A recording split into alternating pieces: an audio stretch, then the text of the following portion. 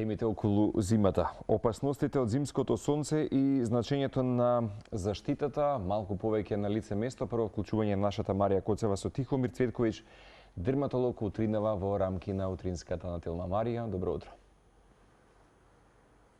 Добро утро и до тебе, Марко. На некој начин верувам дека акцент на оваа тема се става во летните денови, односно како да ја заштитиме кожата од сончевите зраци и самата употреба на SPF фактор, но тоа е погрешно. Треба да се става акцент и во студените и во зимските денови, со оглед на тоа дека кожата е најголемиот човечки орган и најголемо внимание треба да посветиме токму на неа. Дали колку е опасно сонцето во зимските денови и зошто е важно да се користи SPF фактор, во продолжение слушаме многу повеќе од мојот денешен гостин, доктор Тихомир Цветковиќ. Да му посакаме добро утро. Добро утро и ви благодарам на приликата. Верувам дека е важна тема на која што треба да се говори, и не сме говореле до сега на оваа тема во овој студен период, месец декември. Кажете ми, колку е опасно сонцето во текот на зимата?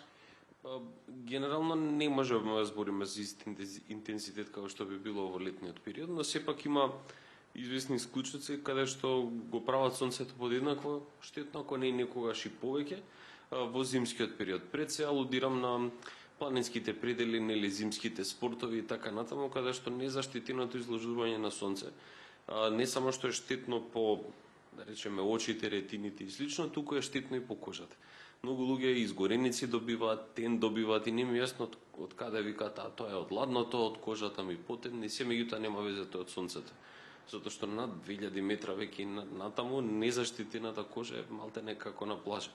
Па затоа е многу битно да обрнеме внимание на тој момент. А за оние кои што сме низ град, па и не е така страшно. Се разбира, исклучува ќе прават оние специфични групи кои што имаат некакви хроницитети, односно хронични кожни болести или состојби кои што каде што сонцето негативно влијае.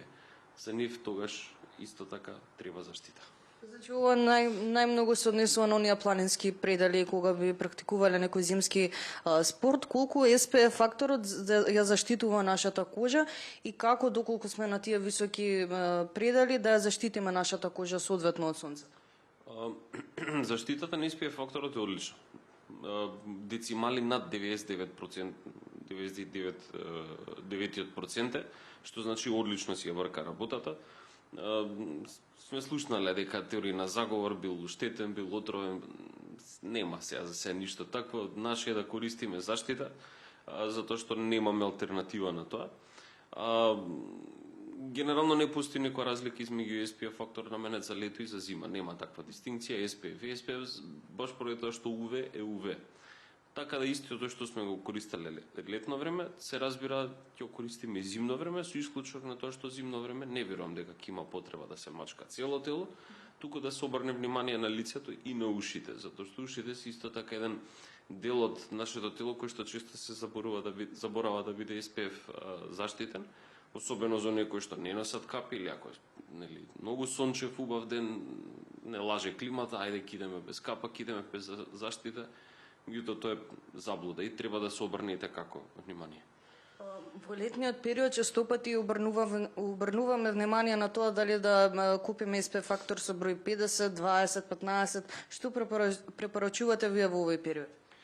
Мораме да земеме предвид дека ова сонце веќе не е сонце, тука е нешто многу посилно.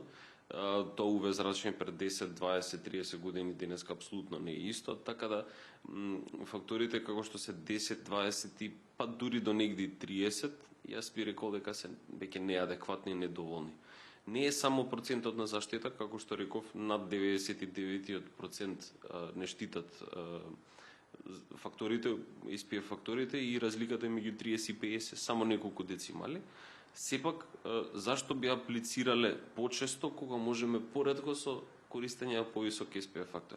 Така да денеска стварно под една капа SPF 50-ката одлично ја штити нашата кожа, не треба да размислуваме за ништо пониско.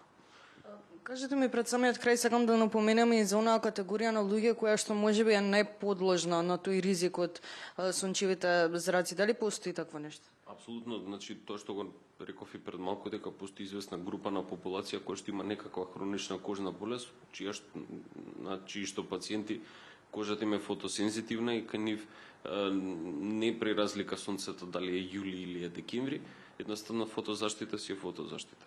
За среќа тие луѓе си ги знаат маките, па и верувам дека редовно си ги користат и јас барем во мојата пракса некој кој што дошол да речеме со некаква фотосензитивна хронична кожна болест не му макнало да користи SPF фактор. Така да би рекол дека дисциплината е тука, меѓутоа постои она група на луѓе кои што ова не го земат здраво за готово, кои што немаат никаков проблем, па ќе се вратат од скијање или ќе се вратат од планинарење или од нешто слично, каде што лицето им е како да биле у јули на плажа. Така да, за да не дојде до тој момент и за да не се кумулира на хронична фотоштета, PSK фактор е тоа што секогаш ние го препорачуваме како дерматолози. Доколку немате други совети кои што треба да ги упатиме кон гледачите, јас ќе ви се заблагодарам многу за одвоеното време. Навистина ми беше драго што имавме можност да ги кажеме овие корисни информации. Ви благодарам уште еднаш на приликата, како што реков. Благодарам. Се надевам сите информации беа добродојдени, поготово за оние кои што планираат зимски одмор во планинските предели, така да верувам дека овие совети ќе бидат добродојдени токму за тој период, односно дека е важна заштитата на нашата кожа од сончевите зраци, па дури во зимските и студени денови. Марија, благодарност до тебе и секако Тихомир за ова вклучување на лице место.